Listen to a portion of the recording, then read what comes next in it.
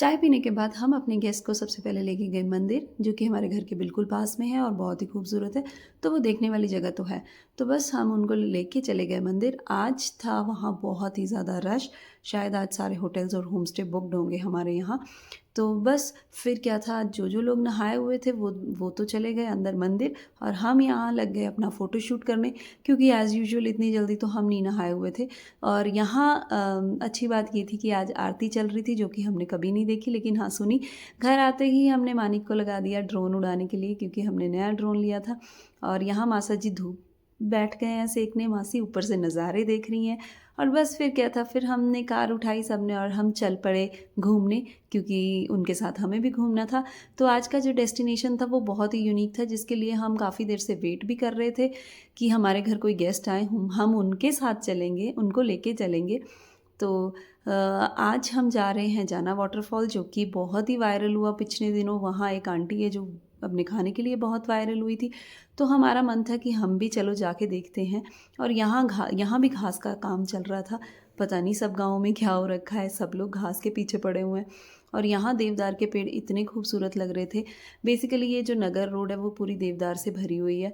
तो जहाँ तक आप जाओगे वहाँ तक आपको यही सेम दिखेगा। और इन्हीं की वजह से शायद टेम्परेचर इतना मेंटेन है, इतना ठंडा मौसम है। और मतलब और रास्ते इतने खूबसूरत है कि क्या ही बात है। शायद वीडियो और फोटोज़ में उतना अच्छा कैप्चर नहीं हो पाता जितना हम अपनी आंखों से देख सकते हैं। पर चलो मैं कोशिश करती हूँ कि कैप्चर कर पाऊँ। और ये लश ग्रीन जंगल है जो, वो बहुत ही खूबसूरत लग रहा था। और रास्ता भी बहुत ही प्यारा था। तो सिंगल सी लेन है, आराम आराम से चलना पड़ता है यहाँ, कोई ओवरटेकिंग नहीं ज़्यादा करनी होती है। और स्पेशली जाना का जो रास्ता है वो तो और भी ज़्यादा सुंदर है, और काफ़ी हाइट पे है ये वाटरफॉल। तो बस इन्हीं रास्तों से हम पहुंच गए वन एंड ओनली ये सागर ढाबा, जो कि पिछले दिनों बहुत ही वायरल हुआ था। और ये स्पेशली ये आंटी जो कि बहुत ही वीडियोस में थी, बहुत ही ट्रेंडिंग थी। तो आज हमारा भी मन था कि जाके देखते हैं कि ये यहाँ इतनी क्या बात है। तो बस आंटी ने सारी एक्सप्लेन की अपनी थाली। वहाँ काम तो हर टाइम चलता रहता है, और सच में वहाँ चूल्हे पे रोटी बनती थी। और जैसे जैसा हमने वीडियो में देखा था वैसा ही था सेम। वही राजमा, कड़ी, बिच्छू बूटी की चटनी, सिड्डू, रेड राइस, जैसे जैसा हमने वीडियो में देखा था वो बिल्कुल सेम था। तो बस हमसे तो वेट नहीं हुई भाई, हम तो खाना चाहते थे। तो अंदर की डाइन कुछ ऐसी है, यहाँ साथ ही में खाना बन रहा है, आपके सामने बिल्कुल खाना बन रहा होगा। तो कुछ भी हिडन नहीं है यहाँ। मैं सुमिता ठाकुर, जाना वाटरफॉल से। सागर ठाकुर ढाबा मेरा है, जहाँ मैं बनाती हूँ इस तरह से चूल्हे पे ही। यहाँ का लोकल फूड में आता है जैसे कि मक्का की रोटी, सरसों का साग, राजमा, कड़ी, सिड्डू, रेड राइस, देसी घी, शक्कर, चटनी, अचार, ये सारा कुछ एक ही थाली में आता है। और सबसे बड़ी खासियत है, जो भी हम खाना बनाते हैं इस तरह से चूल्हे में ही बनता है हमारा खाना। यहाँ इस तरह से देखो रोटी पक रही है और सारा चूल्हे के ऊपर ही बन रहा है। जो ढाबा है जाना वाटरफॉल में है, और ये जो जाना वाटरफॉल है नगर के पास ही है। जो भी इस वीडियो को देख रहा होगा और जाना वाटरफॉल आना चाहता है तो नगर से 13 किलोमीटर दूर है। और बिलोंग टू माउंटेन को फॉलो करो, शेयर करो और इनकी हर वीडियो को लाइक करो।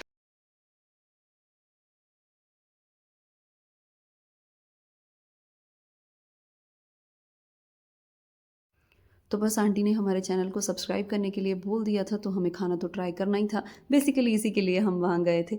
तो बस सेम मेन्यू था, वही थाली थी। रेड राइस, सिड्डू, बिचबूटी का साग, चटनी, लिंगड़ी का अचार, देसी घी, शक्कर। तो मेन्यू तो सेम था। और सच पूछो तो खाना बहुत ही टेस्टी था। वहाँ आप कस्टमाइज़ भी करा सकते हो, अगर आपको थाली नहीं खानी है तो कस्टमाइज़ भी करवा सकते हो।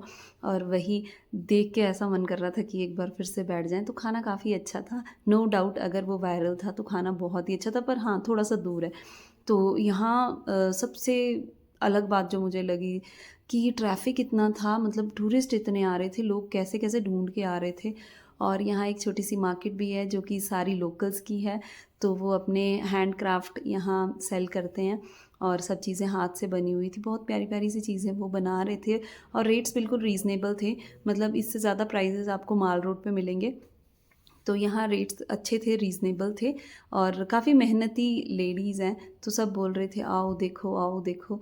तो बस छोटा मोटा सामान मैंने भी लिया, क्योंकि हमें हेल्प करनी चाहिए, ये लोग हमारे पे ही डिपेंडेंट है।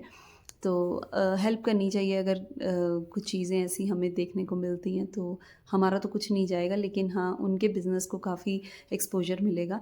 और बस इसके बाद हम पहुंच गए भीड़ भाड़ वाले इलाके, one and only mall road. वहाँ इतनी शांति थी, यहाँ इतनी भीड़ थी कि पूछो मत। और माल रोड का माहौल आजकल ऐसा है, भाई साहब लोग घूमने के बाद वहाँ मसाज करवाते हैं, जो कि बहुत ही फ़नी लगता है। तो ये लोग हैं जो 250 रुपये में मसाज कर देते हैं, और वहाँ गर्मा गर्म दूध भी बन रहा था सामने। तो काफ़ी लोग इन चीज़ों के फ़ैन होते हैं। तो हमने भी बस हडिम्बा टेम्पल जाना था मासी लोगों ने, तो हमने ऑटो लेना ठीक समझा। कार हमने एक पार्किंग में पार्क कर दी थी, तो बस इसी वजह से हमने ऑटो लिया था, क्योंकि ट्रैफिक बहुत जाम था। पर फ़ायदा क्या हुआ, हम भी वहाँ स्टक हो गए। तो बस इन देवदार के जंगलों के बीच में हम भी काफ़ी देर खड़े रहे। मौसम बहुत ही अच्छा था, और इनकी वजह से ही शायद मौसम अच्छा होता है। तो बस भैया ने थोड़ी सी दूर हमें उतार दिया, क्योंकि स्टक था ट्रैफिक। तो उन्होंने बोला आपका टाइम वेस्ट होगा, आप इससे अच्छा है चले जाओ। तो हमने ऑटो का सेट किया सारा, और बस उसके बाद हम बाय वॉक चल पड़े। तो थोड़ा सा ही था, ज़्यादा डिस्टेंस तो नहीं था, तो खड़े होने से अच्छा है कि हम चल पड़ते।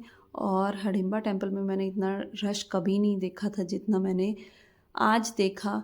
इतने लोग थे, धक्का मुक्की चल रही थी लिटरली। लोग तो मतलब पूछो मत, पैर पे पैर रखने वाला हाल हुआ पड़ा था। बच्चों के साथ तो बहुत ही मुश्किल था। और खैर अभी पीक सीज़न है, तो ये सब होना ही है, इसमें तो कोई दो राय नहीं है। पर माथा टेकने की भी इतनी लंबी लाइन थी कि